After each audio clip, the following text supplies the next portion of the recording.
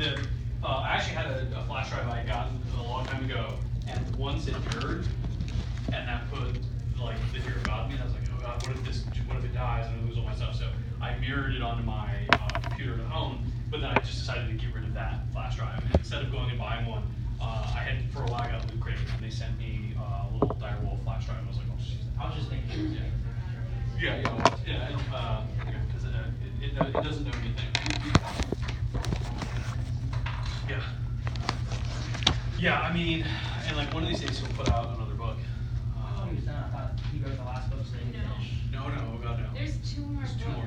Okay. Yeah. I didn't know that. And he's putting out a book this year, but it's not the next book. It's part one of the two-parter that's the history of the Targaryen dynasty from the conquest, Aegon the Conqueror, up to the beginning of the show. Yeah, and so it's going to be 2 volumes. So it's like the first one's like the first half, and it's going to come out in like September. And apparently it's like based on all his notes and stuff. Like somebody else helped him turn it into prose, but it's like all the research notes that he wrote. There's a book out now. It's like all like the world like prior to the show. It's not just the part. Yeah, and that has a bunch of information that wasn't anywhere else. But yeah, unfortunately, he's been writing The Winds of Winter for 6 years because the what is it, Dance of Dragons came out in 2012. And it came out the year I bought my house. So it was one of the last books I read before I moved to my house. And that was when the first season came out. They pushed the book back so it would come out like right when the show came out. And so now the show is considerably faster than the books are. So you just have to watch spoilers, I guess. Yeah. The last season was all off the books, and then the previous season had like a little bit that was not in the books, but it was like a couple things that people like really suspected to be true. It was like confirmed. Like who Jon Snow's parents actually are. That was like, I called that like way early on. Yeah, people had suspected that since like book 2, which is like it's like 20 years ago. And he was like, I don't know. Like, well, we'll see. Like, it'll be in later. But like, then they had to put it in the show when they put it in the show, and everybody was like, oh, we knew it. Like, yes. But then like the latest season, the last season is awkward. What happened? What show is this? The Game of Thrones. I've never seen it. Game of Thrones is very good. Very good. Yeah, the books are quite good, but unfortunately the books are not done. Yeah. Will we be getting the study guide today for the first time? Probably I'll give it to you next week because I don't have copies of it off the top of my head. Yeah. We're a while away from the test because we're only going to meet once this week because 4th of July. Oh, So, sorry. yeah. It will seem more terrifying than the test will be. Like it'll seem scarier. I do have a question for you. Sure.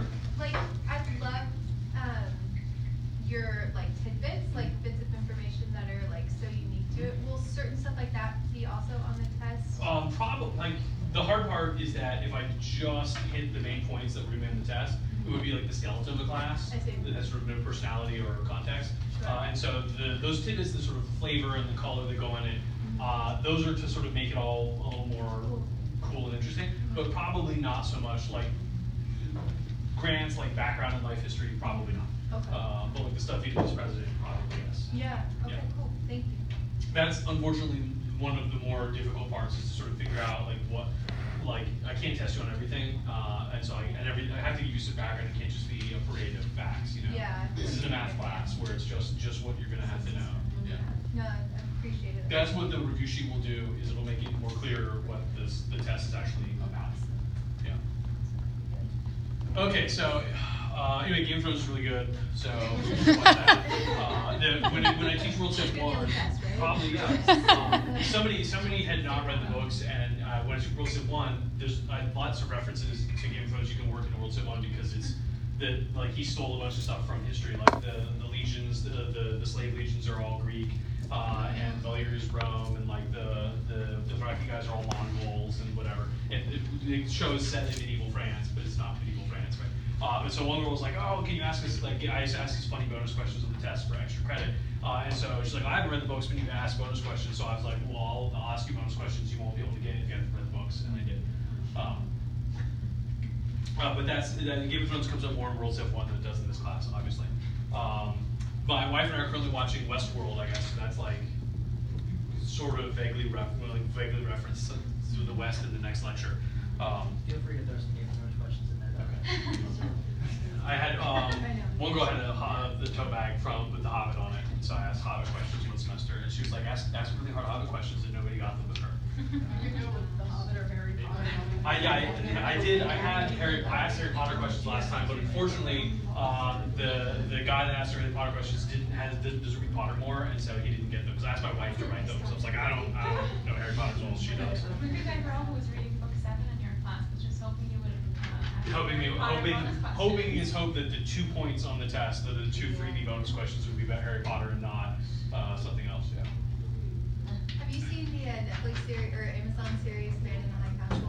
No, actually, but I read the book and I gotta watch the series at some point. People keep telling me to watch that. Yeah. And that's the I don't know I wondered what they were going to do with the series because the book is classic Philip K. Dick, where like, what if everything is fake and you're not who you think you are and it's all, and it's like metafictional in that way. And I wondered if they would do that because the book kind of is like, what if the Nazis won World War II? But it's not really about that. It's really about like a whole series of other things. And like some of Philip K. Dick is great. Some of it's essentially unfilmable because like, how do you film a movie about a guy who goes crazy? Because he's not what he thinks he is. And like sometimes it works great, like it's Blade Runner, and sometimes it works terrible, like it's The Imposter. And it's like, why wouldn't they win? Yeah. But yeah, everyone who's seen The Man in the High Castle tells me to watch it. I like it. She's It was good, yeah. I mean, Nazis winning World War II is like, since literally before World War II ended, people have been writing books about what if Nazis won World War II. Yeah, I like the alternate history timeline. Yeah. There was a book called Wolf by Wolf. I didn't read it, but it was set in the like if the Nazis had won. The first one that I can remember is 1,000-Year Night, I think, and it was written in 1940. So it's like the Nazis didn't even lose yet, and it was by a British woman. And there's a really good one that was in popular Britain for all was SSGB, because it's about SS Great Britain, and it was like from a little English town, and like the Germans invaded England, took over, and the SS comes in and starts killing, taking people away. And so like we've had those. That's been like a staple, like. And then they said all the promos for the Man in the High Castle, like the Empire State Building with like the Nazi swastika over it and stuff. And that was like pretty cool marketing. Just the Statue of Liberty, yeah. All right, so anyway, let's talk about Reconstruction for the South for a little bit more. So you can see this, of course, is the pro-Reconstruction political cartoon. Here's a timely warning to Union men, which is more illegal. Black people getting together and getting a convention and voting and exercising their civic rights, or this horrible massacre, right? This is black people getting shot and killed and the waving white flags. And so you could say that there really was this kind of this sort of terrible violence that people knew about, right? St. Louis, early on in the Grant administration, had a terrible race riot. 2 wagons collided and flipped over, and the black wagon driver of one of the wagons jumped out and accosted the white guy and accused him of causing the accident, roughed him up a little bit, and until a crowd intervened and separated them. And like a couple of days later, this massive mob of angry white St. Louis residents stormed into the black part of town and burned it and killed a couple hundred people. And the soldiers, federal troops, were there, and they didn't really know what to do. I mean, are you going to go into the city and start shooting up the place, or are you going to try to arrest people? They're not cops, right? They're just soldiers. What do you do? And so the answer is, it turns out, basically nothing, right? I mean, basically, the federal government just sort of sat by, right? So in the aftermath of Reconstruction, we could talk about what goes on in the South. And this is where it's significant to kind of link, to sort of say this stuff now, and then come back to this topic again at the end of the class, right? And so by the 1870s, for the federal government, Reconstruction's gone, the federal government's support for it is gone. And so the Supreme Court chimes in. And in 1878, the Supreme Court rules unconstitutional laws banning discrimination on public transport, things like steamboats and all that kind of stuff. In 1882, they voided the KKK Act. And in 1883, they voided civil rights acts that the federal government passed, 1866, 1867, like 1870s civil rights acts. Those were the federal laws that gave the government the power to enforce the 14th and 15th Amendment, right? And so the federal government argued that the Supreme Court argued the federal government didn't have the power to interfere in interpersonal racial relations, right? So if the state of Mississippi wants to set up the relations between particular races a certain way, that's not the federal government's business. I would disagree. The 14th Amendment, Section 1, makes it the federal government's business, but the Supreme Court doesn't agree, right? And again, remember that there's not really anybody who's particularly outraged about this, right? Northern public opinion is generally pretty racist at the time, right? I remember the caricature of the guy I showed you in the Pennsylvania newspaper, minstrel shows, featuring the racist portrayals of African Americans, usually by white people in makeup, in blackface makeup. Those were common more in the North than in the South. And so Northern public opinion isn't particularly outraged by any of this.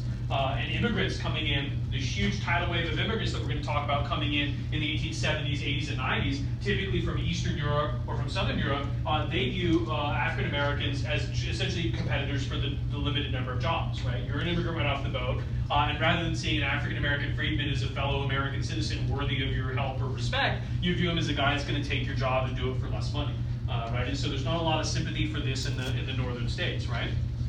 And so the first thing that happens we can mention is the taking away of black suffrage, the right to vote, right? The removal of black voting. That makes everything else that follows possible, because if African Americans can't vote, there's not too much they can do to stop any of this. So every southern state creates measures in the 19th century to stop African American voting, right? And so there are a number of them, poll taxes,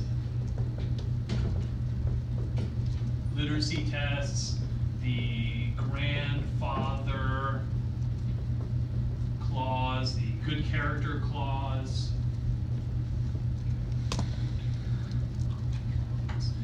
There's one more that I can't think about. What is it? Oh, the understanding clause. We can put it here.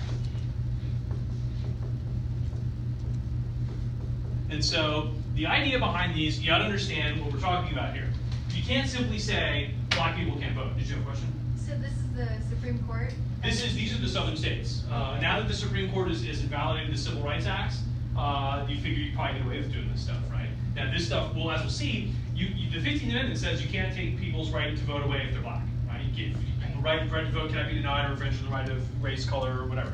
And so you can't just say, okay, in the state of Mississippi, black people don't vote, right? That would be unconstitutional, right? So instead what you do is we create these laws which have the effect of disenfranchising, certain groups of people, right? And so what we do is we create these laws, and you have to understand, they're not done uniformly across the board, right? They're done specifically so that when you take a black person's right to vote away, you can say, well, I'm not taking your right to vote away because you're black. That would be unconstitutional. Instead, you didn't do like the thing, right? You didn't do whatever the thing is, right?